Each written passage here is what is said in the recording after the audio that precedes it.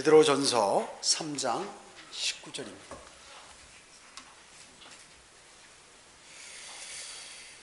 우리가 지난 시간에 이제 긴 생애를 사는 데 있어서 여러 가지 박해 속에서도 어떻게 잘 주님을 증거할 수 있는가에 관해서 이렇게 하나님의 말씀을 상고해 봤습니다. 오늘 이 시간에도 지속적으로 이제 예수 그리스도께서 어떤 일을 완수하셨고 그리스도인이 구원받았으면 어떤 변화를 가져야 하는지에 관해서 하나님의 말씀을 통하여 알아보도록 하겠습니다. 3장 19절입니다. 그가 성령으로 감옥에 있는 영들에게도 가서 전파하셨으니 그랬습니다. 예수 그리스도께서죠. 예수 그리스도께서 감옥에 있는 혼들이 아니라 영들에게 전파하셨다. 이렇게 말씀하시죠. 예수 그리스도께서 부활하신 것은 어떤 능력으로 부활하셨나요? 성령의 능력으로 부활하셨죠. 또 마찬가지로 지하 낙원에도 가시고 지하 그 감옥에도 가시고 지옥에도 가시고 이래가지고 그 영들에게 이제 특히 지하 감옥에 있는 영들에게 전파하셨죠. 성령을 통해서 성령으로 전파하셨다고 이렇게 얘기하는 것입니다. 그래서 성령으로 이제 영들에게 가는데 성령이 이제 수송수단이 돼서 이렇게 되어 주신 것이죠. 그래서 이 영들은 누구냐 하면 과거에 순종하지 아니하던 영들에게로 가셨다고 이렇게 말씀하셨어요. 무엇을 전파하셨는데 감옥에 있는 영들이죠. 감옥에 있는 영들.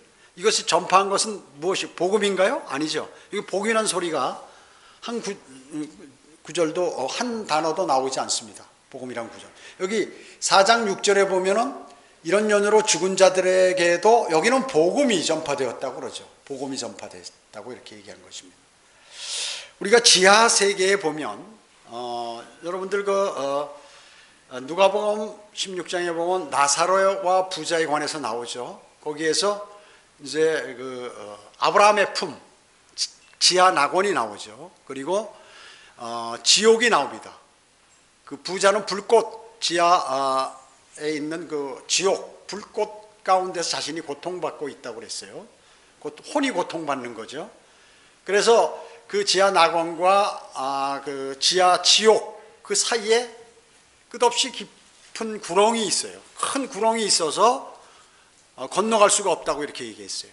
그래서 지구가 이렇게 둥그렇게 되어 있는데 도나스처럼 이렇게 동그랗게 돼서 나중에 천년왕국 때 예수 그리스도께서 여기에 그 마귀들을 가둬버리죠. 사탄을 가둬버리니까 끝없이 깊은 거 돌아도 이 끝이 안 나오는 상당히 넓은 지역이죠. 지구가 크니까 그렇게 되어 있습니다. 그래서 지하 세계는 이와 같이 낙원이 있고 지하 낙원 구약 성도들의 혼이 머무는 곳, 그 다음에 머물던 곳, 그 다음에 끝없이 깊은 구렁 둥그렇게 도나스같이 이렇게 지구 안에 파여져 있는 커다란 구렁이 있고 그 다음에 거기 건너서 또 이렇게 이제 그 지하 중심으로 지구의 핵 부분 땅의 심장 속 마태복음 12장 40절에 나와 있는 그것과 같은 그 지옥이 거기에 있고 거기에 불이 타고 있는데 또 한 곳에 어두운 곳이 있는데 그 감옥 거기에는 이제 영들이 갇혀 있다 하는 것이죠.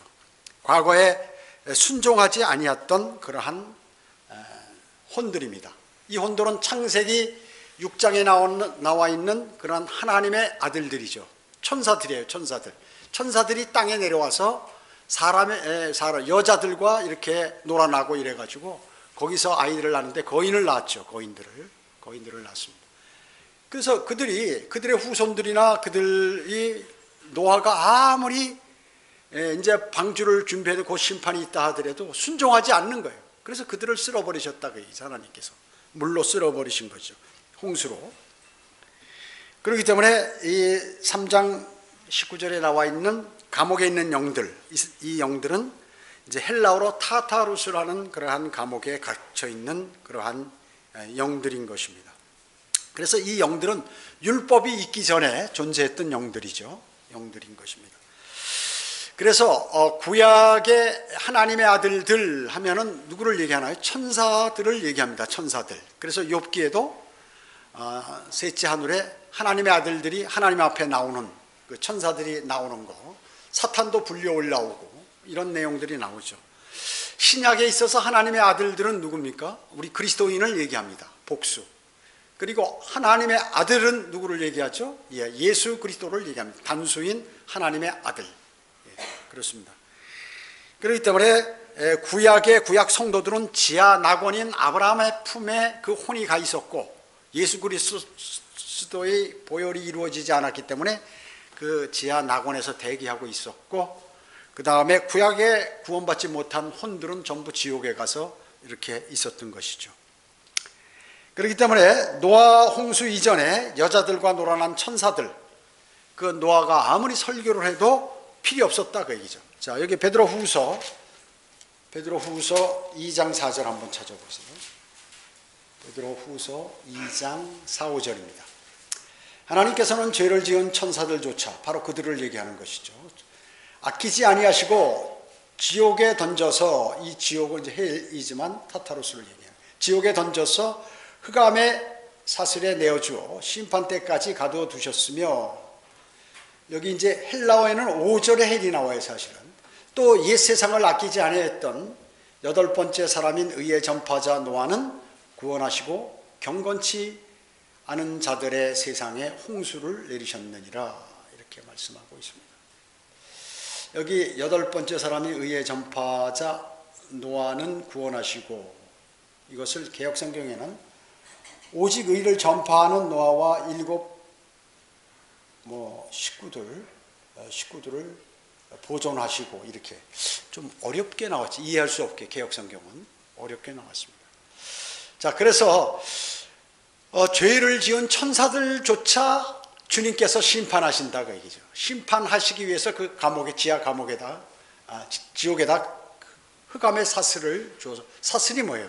묶어놨다 그 얘기죠. 묶어놔서 거기에 그렇게 가둬두신 것이에요. 그래서 예수 그리스도께서 십자가 달려 죽으셔서 그분의 몸은 땅속에, 그리고 그분의 영은 하나님 거니까 하나님께서 부르셨고, 그 다음에 그분의 혼은 우리를 대신해서 지옥에 가서 벌을 받으시고, 그 다음에 이제 그 일이 다 이루어졌기 때문에 이제 타타로스, 여기 그 타락한 천사들이 있는 영, 거기에 가서 너희들 여기 곧 내가 심판할 테니까 여기 대기하고 있으라.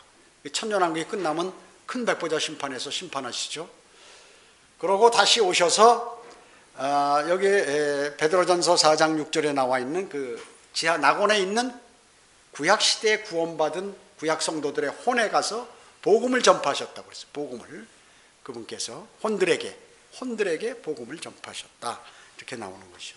그리고 나서 부활하셔 가지고 이제 이 땅에서 사시다가, 이제 원래는 정확하게 부활하셔서 잠깐 하늘에 올라가서 하나님을 뵙고, 그때 이제 지하 낙원에 있는 성도들 다 데리고 올라가고 혼들을 데리고 올라간 거예요.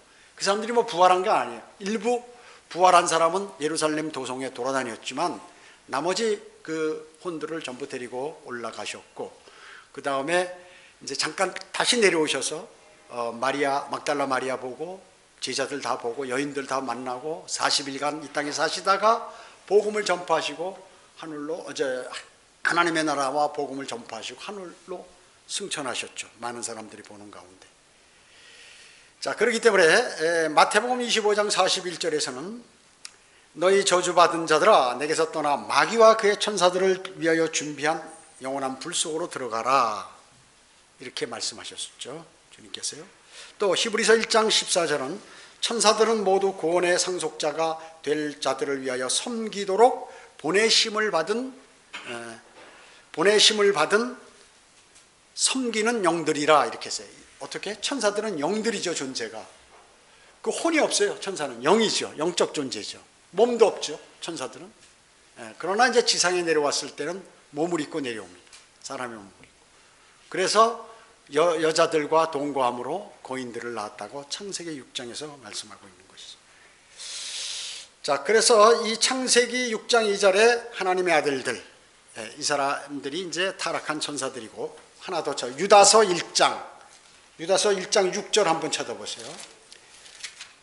신약 맨 뒤에 요한계시록 앞에 있죠. 예, 유다서 6절 한번 보세요. 또 자기들의 처음 주위를 지키지 아니하고 하늘나라에 이렇게 있어야 되는데 하나님이 명령하면 땅에 내려가야 되는데 자기 처음 주위를 지키지 아니하고 자신들의 처소를 떠나 셋째 하늘을 떠나 떠난 천사들을 주께서 영원한 사슬로 묶고 큰 날의 심판, 큰 백보자 심판이죠. 때까지 흑암 속에 가두어 두셨느니라 이렇게 말씀하죠. 그래서 우리 유다서 6절 그 다음에 오늘 한 베드로전서 3장 19절에 나와 있는 이러한 말씀 이런 것들 또 창세기 6장 이런 것들을 다 종합했을 때 모든 진리들을 알 수 있고 누가복음 16장 포함해서 진리들을 알 수 있는 것입니다. 자, 다시 베드로전서로 가셔가지고 3장 21절입니다. 20절은 아까 같이 한 거예요. 자, 그래서 20절 보겠어요. 그들은 전에 노아의 날에 방주 예비하는 동안 하나님께서 오래 참고 기다리셨을 때 순종치 아니하던 자들이라 방주에서 물로 말미암아 구원받은 사람이 몇 명뿐이니 곧 8혼들이라 이렇게 말씀하셨습니다. 자, 이 21절 한번 보겠습니다. 물은 예수 그리스도의 부활하심으로 인하여 이제 우리를 구원하는 모형이니 곧 침례라. 물론 이제 개혁성경은 세례라고 그랬죠. 모형을 표라고 그랬고요. 이것은 육체의 더러움을 제거하는 것이 아니라 하나님을 향한 선한 양심의 응답이라. 자, 개혁성경은 강구라고 했는데요. 이 21절 여러분 읽으면 다 아시겠죠? 무슨 말씀이지? 침례는 뭐예요? 모형이라고 그랬어요. 침례로 구원받는 게 아니다. 침례는 모형이다. 예, 그리고 하나님을 향한 육체의 더러움을 제거하는 것이 아니다. 구원받는 게 아니다. 그 얘기예요. 그리고 하나님을 향한 선한 양심의 응답이다 하는 것이죠. 이것만 보면 정확히 알 수 있는데 이거를 가지고 또 이단들이 생겨나게 됐죠. 그리스도의 교회라는 그러한데 캠벨파라고 그랬죠. 캠벨파. 침례로 구원받는다는 거예요. 물론 로마 카톨릭도 그렇지만 세례로 구원받는다고. 세례는 제쳐놓고 세례라는 건 성경에 단어가 없으니까. 침례로 구원받는다는 이 그리스도의 교회 캠벨주의자들이 있었죠. 이들은 1800년부터 1830년에 미국 켄터키에서 시작이 됐죠. 이 사람들은 원래 장로교 출신이에요. 그런데 바톤스톤과 알렉산더 캠벌이 이제 여기서 초교파적으로 이들이 이제 부흥한다고 이렇게 했어요. 그래가지고 침례로 구원받는 교리를 만들어가지고 한 것이죠. 그리고 매주마다 그들 말로 성찬식이 아니죠. 용어가 주의 만찬입니다. 주의 만찬. 이것을 매주 하는 거예요. 그들은 뭐냐면 사도행전에 각 집집마다 돌아다니면서 빵을 뗐다. 이게 전부 그 주의 만찬을 한다는 거예요. 자기들 말로 성찬식을 한다는 거죠. 그게 아닙니다. 그냥 밥 먹는 거예요. 우리로 얘기하면 빵을 뗀다는 게 같이 음식을 먹는다 그 얘기죠. 그것을 이제 이 사람들은 매주 그래서 이렇게 하는 것입니다. 이거 매주 주의 만찬 하는 교회들도 많이 있어요. 그래서 이제 이 사람들은 뭐예요? 그래서 침례 때문에 지옥에 가는 자들이에요. 구원받는 사람이 있을까요? 단 한 사람도 없어요. 그리스도의 교회에는 구원받은 사람이 단 한 명도 없다. 단 한 가지, 거기서 가르치는 믿음을 받아들이지 않는 사람 가운데 혹시 있을런지 모르지만 구원받은 사람은 단 한 사람도 없습니다. 왜냐? 침례 때문에 그들은 모두 지옥에 가는 사람들이기 때문에 그렇습니다. 그래서 물침례가 우리를 구원한다고 이렇게 가르치는 거예요. 그 사람들은. 이런 것들이 지금은 은연중에 로마 카톨릭과 개신교에 퍼져서 세례를 받으면 구원받는 걸로 하고 회원으로 입적돼서 이제 당신은 하나님께서 예정된 사람이다. 구원을 예정한 사람들이기 때문에 당신은 구원받았다 이렇게 가르치는 거예요. 그래서 결론적으로 지금은 모든 교회들이 세례나 침례받으면 구원받는 걸로 바뀌어버렸어요. 지금 그리스도의 교회만 그런 게 아니에요. 걔네들은 아주 철저하고 이제 교회들이 다 그렇게 어렴풋이나마 세례나 침례받으면 이제 나는 하늘나라 가는 거 아닌가 이렇게 생각하고 있다 그 얘기죠. 그렇게 가르치고 있고 그런 것이에요. 물침례는 뭐라고요? 즉 예수 그리스도의 부활하심으로 인한 그런 우리를 구원하는 모형이라고 그랬어요. 여러분 침례 받을 때 어때요? 예를 들어서 뭐 정승민 형제는 예수 그리스도를 영접하고 구원받은 사실이 있습니까? 하고 침례 받을 때 목사가 물어보죠. 그럼 네 대답하면 나는 형제의 신앙 고백에 따라 아버지와 아들과 성령의 이름으로 침례를 줍니다.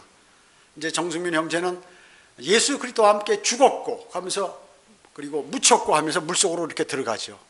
그리고 이제 부활했습니다. 이렇게 하는 것이에요. 그거 모형이라고. 자기가 이제 내가 죽으면 예수 그리스도와 같이 이렇게 부활한다. 나는 구원받았기 때문에 그것의 모형을 보여주는 게 물침례인데 이것을 구원받았다고 이렇게 가리키는 것이에요. 사도행전 2장에 나와 있는 그러한 내용 가지고 하는 것이죠. 결코 육체의 더러움을 제거하는 것이 아니다 하는 것이죠. 여기서 정확하게 얘기했죠. 예. 즉 믿음으로 말미암아 은혜로 구원받은 것에 대해서 하나님께 저 이렇게 구원받았습니다 하는 선한 양심의 응답이다 그 얘기죠. 그래서 지금 여기 21절에서 얘기하는 것은 이 침례는 성령 침례, 구원받았을 때 그 성령 침례하고는 다른 겁니다. 아주 다른 것이 관계가 없어요 전혀. 그래서 구원받게 되면 어떻게 선한 양심을 누구나 갖는다 그 얘기죠. 여러분이 구원받으셨으면 선한 양심이 있어요. 그래서 죄를 지면 뜨끔뜨끔해. 그리고 나 이래서는 안 되는데 근데 죄를 지어도 구원받기 전이나 지금이나 내가 똑같다. 아무런 양심의 찔림도 없고 야, 그 뭐 그럴 수 있는 거지. 이렇게 한다 그러면 그 사람 구원 안 받을 확률이 99.9%야. 왜냐? 여기 지금 그러잖아요. 구원받으면 선한 양심이 있게 되는 거예요, 사람이. 이미 양심이 정화가 돼 있어요. 예수 그리스도를 영접한 사람은. 그래서 자기가 죄를 지면 금방 아는 거예요. 아는 거. 양심으로. 하나님께서 세상 사람도 아는데 세상 사람들은 왜 양심을 주셨을까요? 그 양심 때문에 구원받는 거예요. 세상 사람들은. 그래서 우리가 복음을 전할 때 죄에 대해서 심판에 대해서 지옥에 관해서 얘기하면 이 사람이 뜨끔뜨끔한 거죠. 어이구 내 죄 졌는데 죽으면 거기 갈 거 아니야? 이런 생각을 갖게 돼 있어요. 그런데 이 양심이 인두로 지져진 불로 지져진 사람, 화인 맞은 사람 감각이 없다 그 얘기죠. 아무리 복음을 전해도 그냥 픽픽하고 돌리고 심지어 분노하고 그런다 그 얘기죠. 그래서 여러분이 예수 그리스도를 영접했다면 선한 양심을 여러분은 소유하셨다 하는 것을 꼭 마음에 아셔야 됩니다. 그래서 이 선한 양심, 저는 이제 이걸 소유했습니다 하는 그 표시를 하나님께 보이는 거예요.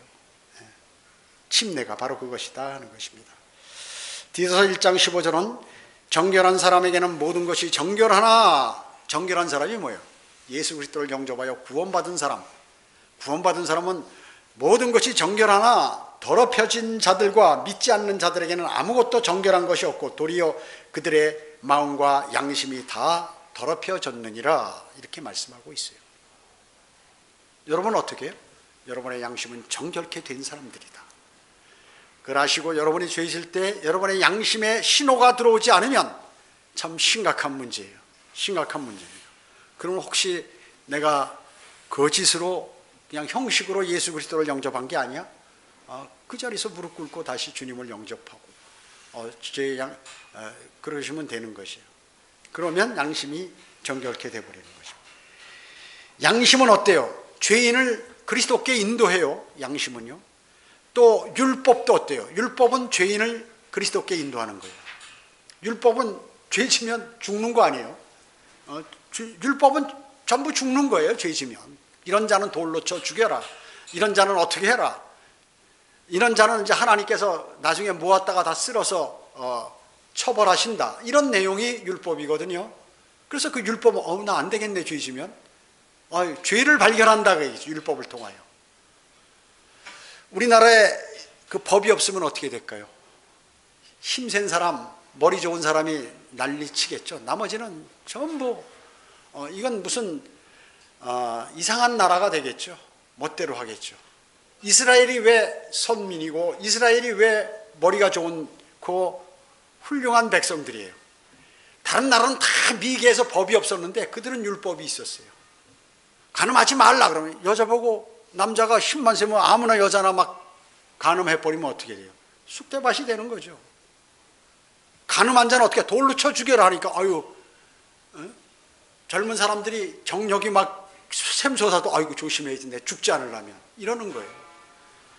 음주 운전하면 사형시킨다 하면 술 절대 안 먹을 거야. 근데 음주운전 내면 200만 원 내다. 나 돈이 많아 200만 원 꺼도 내지 뭐 이렇게 해버리는 거예요. 그러니까 법이 있으면은 사람이 조심을 한다고 얘기죠. 그래서 법이 있는 나라가 선진국이에요. 법이 강력한 나라가 최고의 선진국이다 그 얘기죠. 최고의 선진국이에요. 그리고 뭐 아무데나 신호등 아무데나 건너고 말이죠. 주차 위반하고 아무렇게나 막 해도 뭐 안 잡고 그러면 어떻게 해요? 미개 민족. 법을 탁탁탁 지키고 질서를 딱 지키고 도덕도 정확히 지키면 선진국. 사람도 마찬가지예요. 사람도 마찬가지예요. 하나님은 그런 분이에요. 그래서 율법을 주신 거거든요. 그대로 이렇게 해야 된다. 양심과 율법의 인도에 따라 반항하거나 거부하게 되면 양심과 마음은 더럽혀지게 되고 양심은 화인 맞게 된다고 디모데전서 4장 1절로 4절에 말씀하고 계시는 것이에요. 자, 그러면 요즘에 과학자들이나 철학자들이나 무슨 교육자들이나 지성 아주 하이 클래스라고 그러고 우리나라의 최고의 지성 아무개 뭐 이름 있는 사람들 조금 있죠. 이런 사람들 어떠고요? 그 사람들은 양심이 무감각한 사람들이에요. 양심이 화인 맞은 사람들이라는 거 여러분 아세요? 절대로 자기가 배운 그것에 관해서 철저하게 맹종하기 때문에 그 양심이 화인 맞아가지고 그걸로 화인 맞아가지고 예수 그리스도의 복음과 진리를 들이대면 야, 그 우스운 거 이 사람 나한테 와서 장난하나 이렇게 얘기한다고 얘기해요. 그렇게 생각하는 거예요. 그렇기 때문에 어떤 충고도 영적인 충고도 받아들일 수 없어. 그래서 그들은 영원한 것을 몰라. 확실히 그들에게는 과학적으로 증명이 돼야 그것을 믿는다 그 얘기죠. 여러분 과학적 증명은 100% 맞나요? 100% 틀려요. 100% 틀려. 지금은 그 주장을 하지만 다음에 더 머리 좋고 좋은 사람들이 연구해서 나오면 그 주장은 전부 쓰레기가 되는 거예요. 물론 글로 가는 발돋움은 되었을런지 모르지만 쓰레기가 되어버리는 거예요. 그래서 과학과 철학은 말이죠. 진리가 아니에요. 항상 유동적이고 변합니다.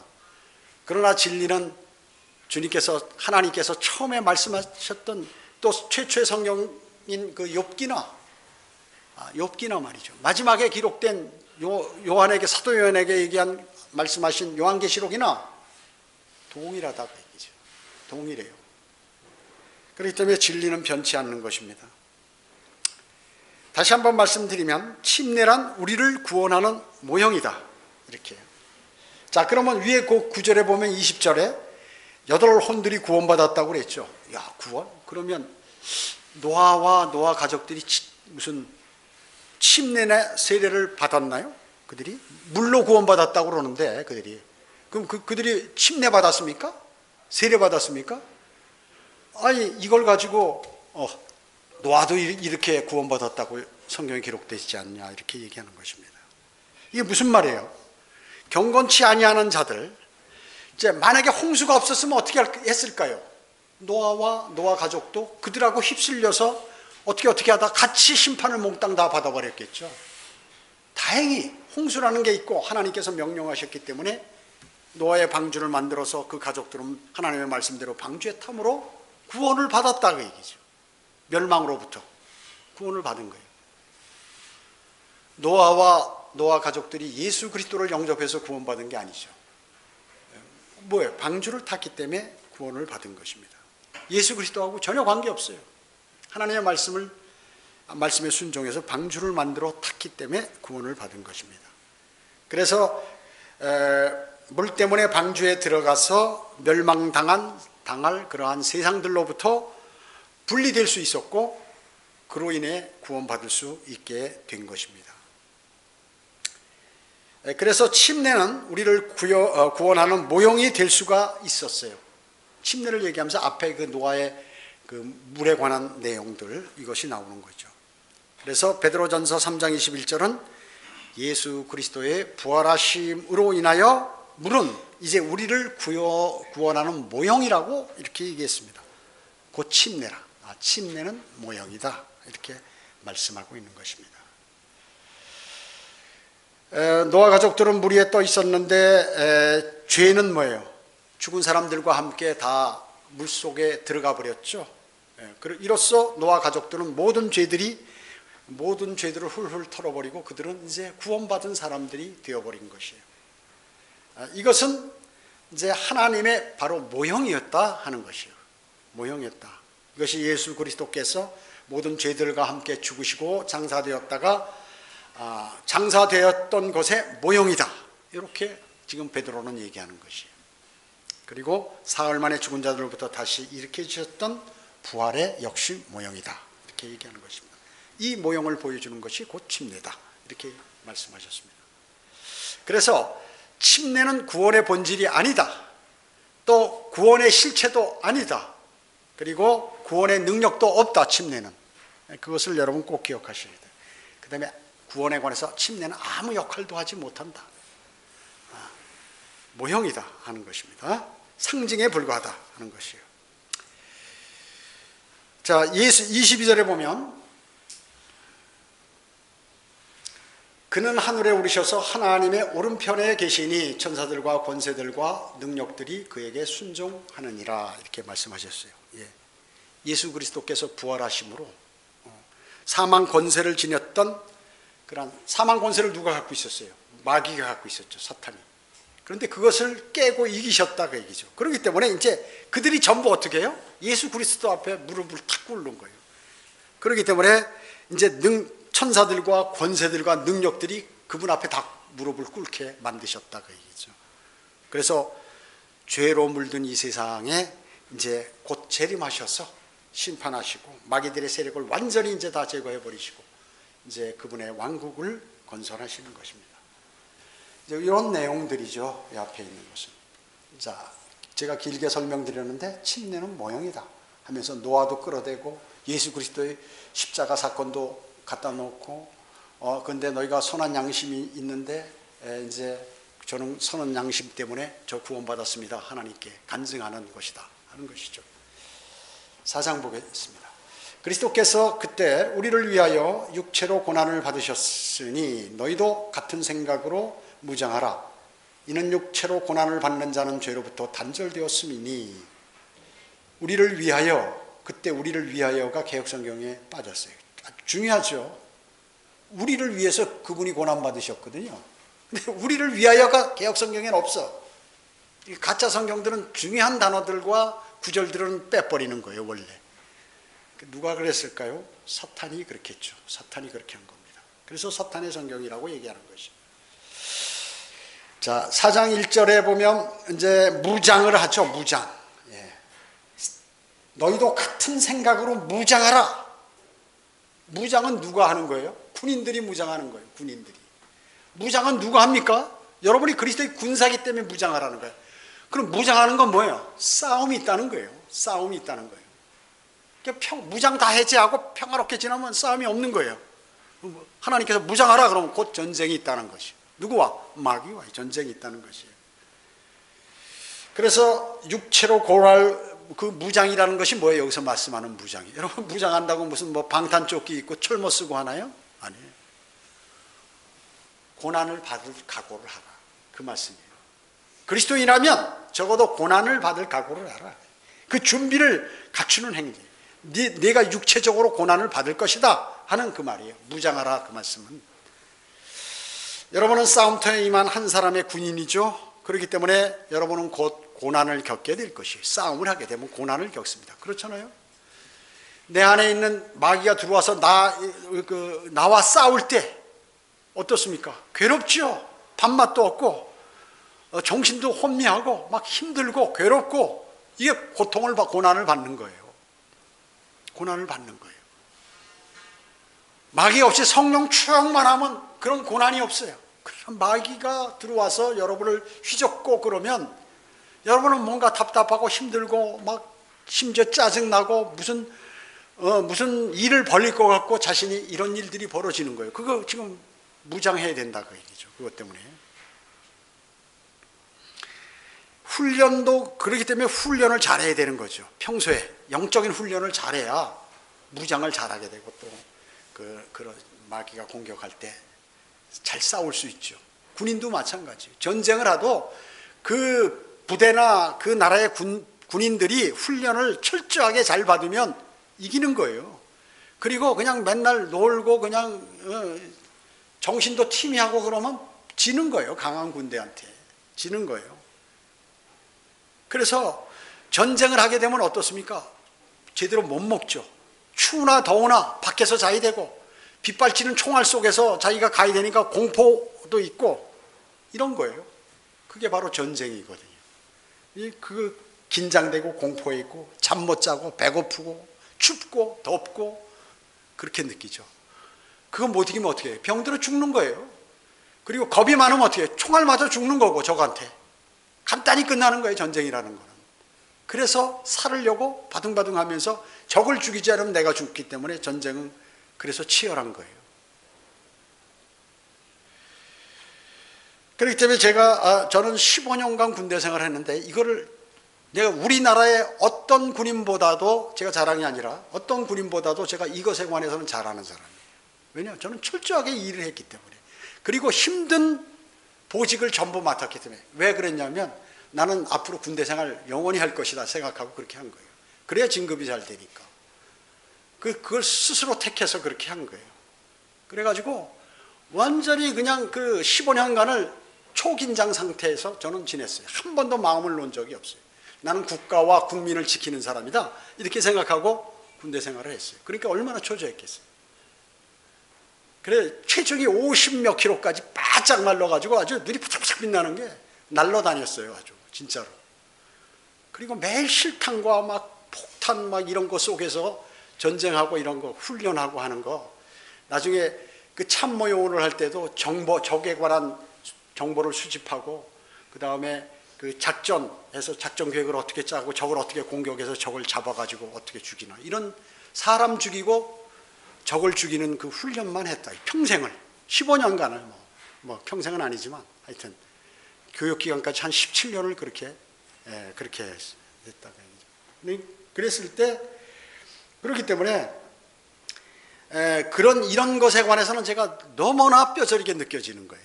하나님의 말씀, 적과 마귀와의 싸움 속에서 똑같아요. 상황이 아주 너무나 똑같은 거예요. 그래서 그 전술을 배우는데 그러한 전술들이 물론 성경의 전술하고는 틀리지만 흘러가는 방식은 유사하다 그 얘기죠. 유사한 것이. 여러분이 잘못하면 고난을 견디지 못하고 끝내 적에게 무릎을 꿇게 될지도 모르는 것입니다. 그렇기 때문에 여러분 무장하지 않으면 어렵다는 것입니다. 나중에 무장하지면 안 된다는 것이에요. 여러분은 누구와 싸웁니까? 여러분의 적은 2, 3절에서 말씀하고 있는 바로 여러분의 적은 마귀인 것이에요. 대적은 마귀인 것입니다. 그래서 어렵다는 것이에요. 오히려 그 상대방 국가에 보이는 사람이거나 그러면 이게 쉬운데 보이지 않을 뭐가 보이는지 어떻게 되는지를 모르는 거예요. 이게 지금 나한테 들어와 있는지 저 사람한테 가 있는지 모르는 거예요. 그러니까 어렵죠. 어려운 것입니다. 그렇기 때문에 세상의 어떤 전쟁보다도 어려운 전쟁이에요. 이거는 마귀는 치밀한 전략으로 자신의 군사들을 앞세워 여러분에게 덤비는다. 여러분에게 덤벼요. 그래서 똑바로 식별하지 않으면 여러분 어렵게 되는 것입니다. 그래서 2, 3절에서 이렇게 말씀하시는 것이에요.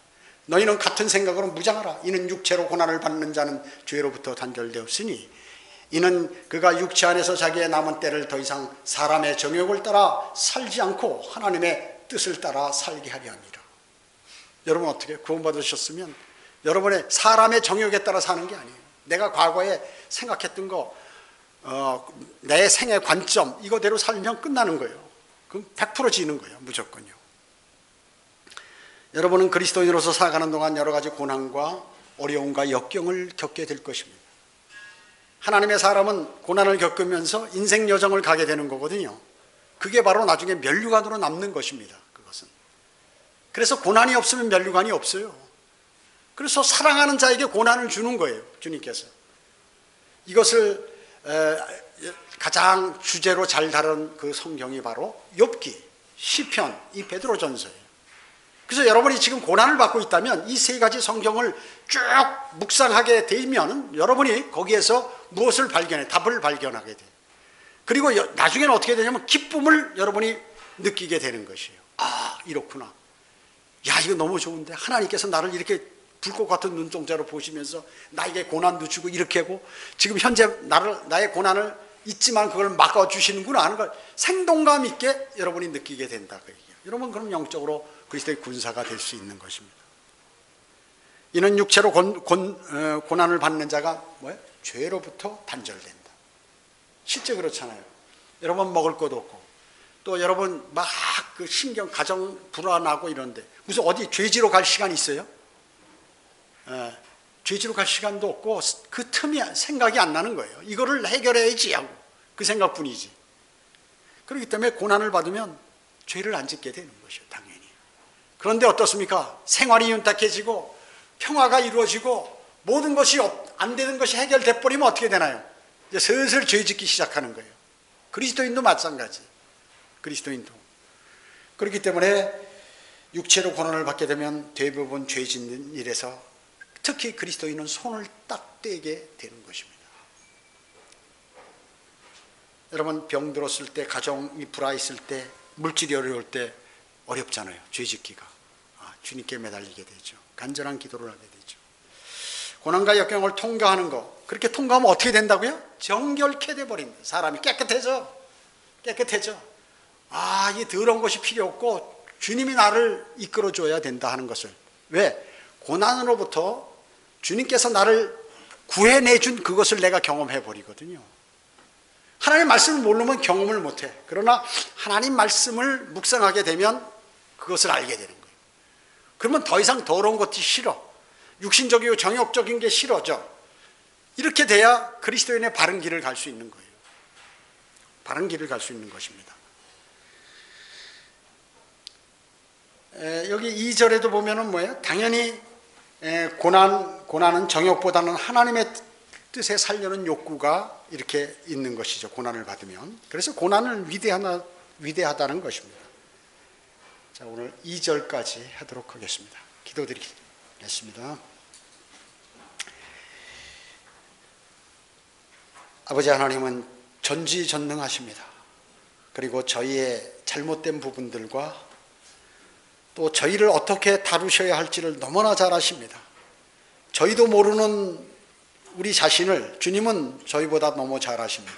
그렇기 때문에 때로는 필요한 고난을 필요할 때마다 꼭 주셔서 주님으로부터 떠나지 않고 주님께 매달리고 주님의 도우심을 받으려고 발버둥 치는 가운데 주님께서 도와주시면 그때 그 도우심을 알게 되고 그것이 성경에 그대로 기록된 대로 성취되었고 그리고 주님은 나를 영원토록 보호하신다는 확고한 믿음을 갖게 된다는 것을 하나님의 말씀들을 통하여 알게 되었습니다.